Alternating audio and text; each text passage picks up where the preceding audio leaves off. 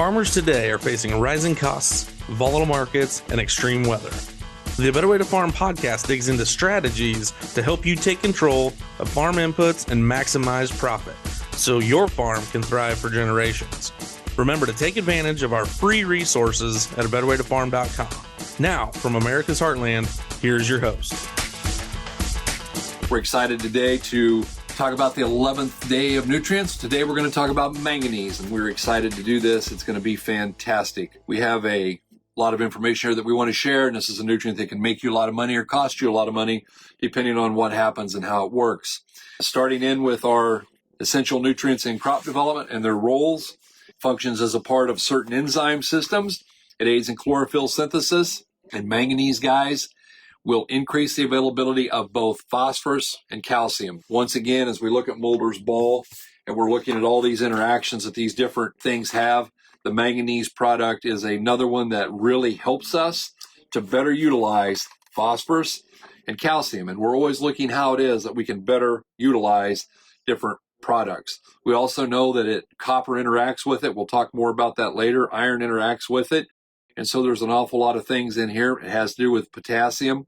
And so there are a lot of different nutrients that are impacted here by this particular nutrient. And we want to make sure that we're treating them right and that we're getting everything we can out of the money we spend. Why do we want to buy phosphorus and calcium and put them on and then not be able to utilize them the way we should? Because we're short on $6 worth of manganese. Maybe we should spend $6 less on phosphorus and come in and spend $6 on the manganese to make the phosphorus that we put on work a little better.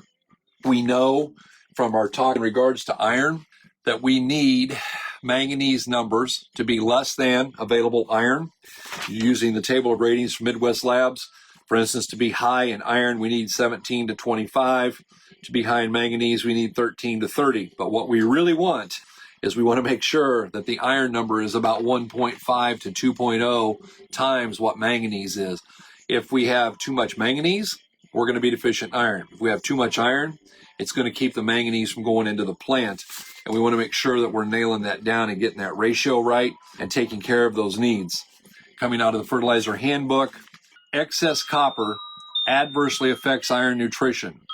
Iron and manganese, or zinc and iron, are antagonistic to each other. So there's another antagonism there that we want to be bountifully aware of, that iron and manganese are antagonistic to one another. Manganese deficiency is likely to occur in the following situations: where we have a neutral or an alkaline soil test, where we have acid, sandy soils, where the available manganese may have been leached from the root zone, or it might be in peats or muck soils. Also cereal crops and several of your bean species, soybeans are particularly sensitive to this, as well as corn, cotton, tobacco, and several fruit and vegetable crops are susceptible to manganese deficiency. Toxicity due to levels of available manganese may result in acid soils. Liming will generally reduce the availability of manganese to normal levels. Inadequate soil aeration or poorly drained soils may result in increased levels of available manganese. Crops that are sensitive to excessive manganese would include alfalfa, clover, cotton, pineapple, tobacco, and several vegetable crops. But guys, here's what I'll tell you. In 33 years, I've never seen a manganese toxicity. Not saying it isn't there. I'm just saying we haven't seen it. Again, manganese is involved in the enzyme systems related to chlorophyll production, metabolism of carbohydrates, and nitrogen. Another product, another nutrient that makes us use nitrogen more efficiently. Deficiency symptoms are evident mainly as intervenal chlorosis, which may be confused with an iron or a zinc deficiency. In severe deficiencies, the chlorotic area may become gray and then brown, and eventually the affected leaves may die off. Remember this, magnesium deficiencies is intervenal striping in the bottom of the plant, in the old growth. Manganese deficiency, intervenal striping in the top, in the new growth. And so that's one of the ways to distinguish that from other deals. It's always intervenal striping that we're looking for. It's just in what part of the plant are we going to find it. Manganese plays a role in many of the vital processes in a growing plant. It usually functions with enzyme systems of the plant in the breakdown of carbohydrates, nitrogen metabolism, and other plant processes. Guys, we don't have to use too much nitrogen, especially if we will do all the things correctly that we need to do. We can get by with less. The key is not more of one nutrient. The key is to have everything correct. Coming out of the Midwest Agronomy Handbook here, I'm going to just go through, run some of the crops, what you're looking for. In alfalfa, the older leaves are yellow, and the new leaves are yellow with green veins. In sugar beets, the new leaves turn yellow, bronzing of the upper leaf surface, and necrotic spots develop along the veins. Celery, leaflets are yellow with green veins starting at the margins, and leaflets elsewhere are olive green. Corn, leaves show yellow and green striping, and the stalks will be thinner. They're important. This helps with stalk health. Cotton, young leaves are yellow with green veins. Again, that yellow intervenal striping. The tissue may become yellowish or even reddish gray in between the veins. Your smaller grains, general yellowing of the plant and stunting. Leaves may show gray-brown necrotic spots and streaks. In soybeans, the leaves are yellow with green veins, and leaves may turn yellow and show necrosis. Guys, when we're seeing that yellow, I'm not looking for nitrogen first. I'm looking at all the other things that it can be. And especially if it's intervenal striping, we definitely want to be paying attention to that, because that's where it's going to show up. And the manganese is going to help with so many other nutrients working correctly: nitrogen, calcium, phosphorus. Why do we not want to have this correct? Again, coming out of the Western Fertilizer Handbook, it's closely associated with copper and zinc, and apparently it is a catalyst in the plant growth processes. Symptoms of the plant: the most apparent symptom is the chlorosis between the veins of the new growth. Loss of color is followed by development of spots or dead tissue, and the entire plant might be considered a dwarf. In other words, when that baby ain't growing right, it stunts everything else right, and we're going to take a big hit here for the lack of a nutrient that's very simple to apply, easy to test for, accurate testing, and great recommendations. Working out of From the Soil Up with Donald Schriefert, certain crops such as beans will show the yellowing effect of manganese deficiency more quickly than a crop such as corn. Although it must be remembered, however, that the crop can be deficient even though it is not detected with the eyes. These are called hidden deficiencies. Schriefert calls them hidden deficiencies. Neil will call them hidden hunger. And guys, we want to avoid both of those. That's why we tissue test. And when we start catching this in our fields, for several years, we want to be tissue testing. We want to stay in front of it. We do not want to see visual deficiencies. We want to catch them long before they get that far. Schriefert says that we have set the soil test level for manganese at a minimum of 25 and would prefer it to be near 50. You will note that manganese soil levels are several times higher than zinc, copper, or boron. Because of this, it may be too expensive to try and build up that soil level. He says using 1981 prices to take your manganese level from 10 parts per million to 30 parts per million would cost you over $40 an acre. Guys, that's 44 years ago. This is why we talk about some of these things we're better off to farm around than we are to try and fix. Because when we foliar feed, when we replace that manganese and we leave proper manganese in the stocks, eventually it will translate into an improvement. Will it be really small? Yes. Will it be really slow? Yes, it will. But you get the advantage of having the yield increase every year while simultaneously working towards the fix-it side of things. Okay? Manganese may be obtained in a liquid chelate form containing 5 or more percent elemental manganese. The chelates are designed primarily for foliar feeding and are quite effective. The need for supplemental manganese usually occurs early in the season, particularly under cool, wet conditions. Guys, this is why we replace it. This is why we put the chelated manganese in with the starter so that baby plant has it from day one when it germinates. Manganese deficient plants will lose their chlorophyll, turn various shades of yellow. When the soil warms up and the roots start to develop, the symptoms will sometimes disappear. Manganese deficient plants must be salvaged by foliar feeding. That's the only way to take care of that. Once the deficiency signs appear, we know there will be yield loss. Prevention is the key. And if the soils are in the low range, preventative steps should be taken to hit off both visual and hidden deficiencies. And lastly, coming in here from Hands-On Agronomy, and Neil has Mulder's ball in here showing us what's up with that and how the different things interact. We know that, again, magnesium, iron, potassium, phosphorus, calcium, they're all impacted by manganese. He says potassium is the first key to stock strength, but the crop also has to have enough copper and manganese. Guys, we know K is important, and we push K. We love a high K starter, but we also know that it's important to fix the copper and fix the manganese.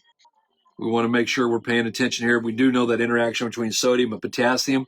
The line that goes from sodium is to potassium. It doesn't go to any other mineral. And again, guys, here's where we're getting into this base saturation. When the base saturation of sodium plus potassium is bigger than 10%, the plant is not going to get as much manganese. This is not a matter that the manganese is tied up. The soil test may show excellent manganese levels. It is simply a matter of a 10% saturation of potassium and sodium blocking the manganese uptake from the roots. Anytime you have sodium in a field and the percentage of saturation of sodium is higher than the saturation of potassium, you're going to have trouble. That's the bottom line there. And so we want to make sure that we're paying attention to that and taking care of it. Guys, let me say this. DTPA extraction is the most accurate extraction method that we have found for testing manganese in soil test levels. If your lab is not doing that, that is the reason that we get people. Manganese is probably the wildest ride that I see in other soil tests. I see these manganese levels come in 200, 300, 400 parts per million, outrageously high numbers. And I don't doubt that there's that much manganese in the soil. What I do doubt is that there is that much manganese in that soil that is extractable, okay? And the only thing that matters to us is what is extractable. What is it that's going to go into the plant? And so, again, the test makes all the difference in the world. We have to be accurate with that test. He also says that too much sodium in the soil also ties in with the base saturation. When the percentages of sodium potassium are over 10%, it's going to block the manganese. If this situation gets bad enough, it will cause severe problems due to an insufficient manganese uptake. And even when the test levels can be excellent, it will occur not because of tie-up, but because of blockage. So we really want to pay attention. You northern boys in the Dakotas where you're fighting that sodium and you might have some high K levels, we're really suspect when you get into that because that's where you're going to see a big problem getting that in there. And let me say this, when I get into the high pHs, we would much prefer to see the manganese be foliar fed. We just can't find a chelator that wants to hang on to that stuff. When we get that high pH, we get that high organic matter and that high CEC, we end up with a situation where we feel like the most bang for your buck is definitely to foliar feed and get along better that way. When the soil test shows deficient in iron and the availability of iron from the subsoil is unknown and the manganese level is higher than the iron, you heard me say this yesterday, guys, then we know that we're going to have to add iron into our mix in order to get this to go into the plant correctly. Manganese, and I catch this a lot, people want to confuse it with magnesium. One's Magnesium, the other one's Manganese. We're talking about the manganese today. Helps crops in several ways. It accelerates germination. We know that one good reason to row place it is that it helps with germ. It hastens fruiting and the ripening of crops. It's important in the assimilation of nitrates. Once again, avoid nitrate toxicity. What do we want to do? We want to make sure that we've got the right amount of manganese in there.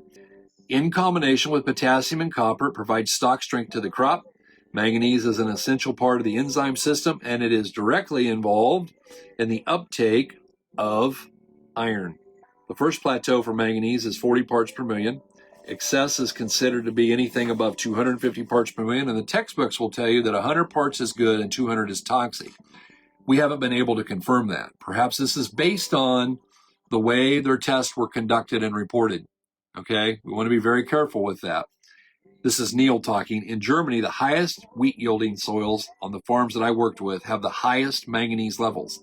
Some will run as high as 250 parts per million. Manganese and magnesium deficiency symptoms are very similar in that both have, on many plants, the leaves will turn yellow or white except for the veins, which will remain dark green. But the difference is the manganese deficiency shows up at the top in the new growth, and the magnesium deficiency shows up in the bottom at the old growth. There's yet another consideration when it comes to using a soil test and not a leaf test to determine the problem. When the level of manganese exceeds the level of iron on our test, the plant will begin showing yellowing or iron chlorosis. Even though the plants show a definite iron deficiency, a leaf test will show no iron problem there. When the manganese level exceeds the iron level on a specific test we use, it oxidizes iron in the leaf, making it unavailable to the plant. When the leaf is analyzed, the oxidized iron is released, and it shows to have been available to the plant all along. If you only use tissue or plant analysis, this problem will never be identified. Only way to measure those levels properly is on the soil test, so we need to be checking it both ways. That's really, really important. And lastly here, manganese tends to tie up in the soil the deeper it is placed, or even naturally as you continue to check it at lower depths in the soil. An application to the aerobic zone is likely the only time manganese will have a lasting benefit for the amount of material required. Wouldn't be strip tilling this based on what he's saying. Guys, this nutrient, the other thing that we know about it, we have seen yellow flash created when we spray glyphosate. I'll let you draw your own conclusion. Here's what I know. When we co-apply our chelated manganese with glyphosate, the reports of increased yields run from 2 to about 15 bushel. And Dr. Huber at Purdue proved this over and over again. And so this is another key component of making sure we're getting the best soybean yields that we can. We're not anti-Roundup. I'm not here to get into that. I'm not going to do no-till versus conventional. I'm not going to do organic versus this. I'm not going to do, non-GMO versus GMO, because everybody has to figure that deal out and walk their own path. What I am going to say is when we're spraying glyphosate, we need to consider testing, doing some manganese with it, and just see what kind of a yield response we get. So guys, this is a nutrient that's easy to use. It's not expensive. It's going to help us better utilize calcium, potassium, nitrogen, phosphorus. We don't want to have too much of it. We know that if we do that, then we've got a problem with the iron. And so we want to guard against that. But it is a simple product to take a look at. If you'd like some more information on manganese, reach out. You can always text Karen at 641-919-5570. Hey, by the way, our fundamentals agronomies are selling out. We're going to be up in Minnesota here the first full week in January, and then we're going to be down by St. Louis that same week at the end of the week, and those programs are nearly sold out. We're going to be in Michigan. That program is expected to sell out too. If you'd be interested in attending those, send Karen a text. Say, hey, fundamentals of agronomy. Guys, thank you for tuning in, and we look forward to talking to you soon.